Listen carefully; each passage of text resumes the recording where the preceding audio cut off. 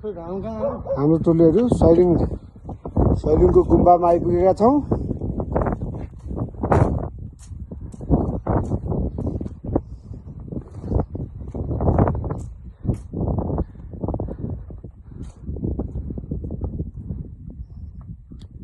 सिरिसिरी हावा चलेको छ।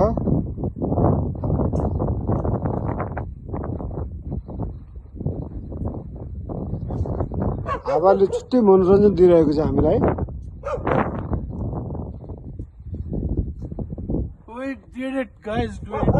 ओके, हाम्रो साथी आउनु भइसकेको छ।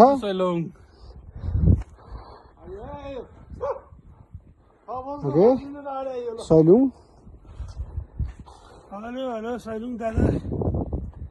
साँच्चै पृथ्वीको नाइट हो भनेर सैलुङलाई चिनिन्थ्यो। साँच्चै नै पृथ्वीको नाइट नै रहेछ सैलुङ।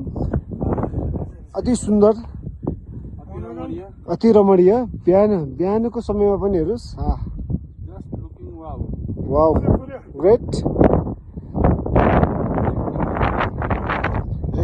एकदम हाम्रो साथी विजय के भन्नुहुन्छ? प्रत्येक नेपालीहरूले एकतालि आउनै पर्ने ठाउँ र यहाँ आएपछि 2-4 वर्ष आयु पक्कै बढ्छ। एकदम। लास्टमा साथीले के भन्नु छ? It's a heaven. हाम्रो सन्तोषजी एकदम हेभनको आनन्द लिइरहनु भएको छ। बस बस, जय हो।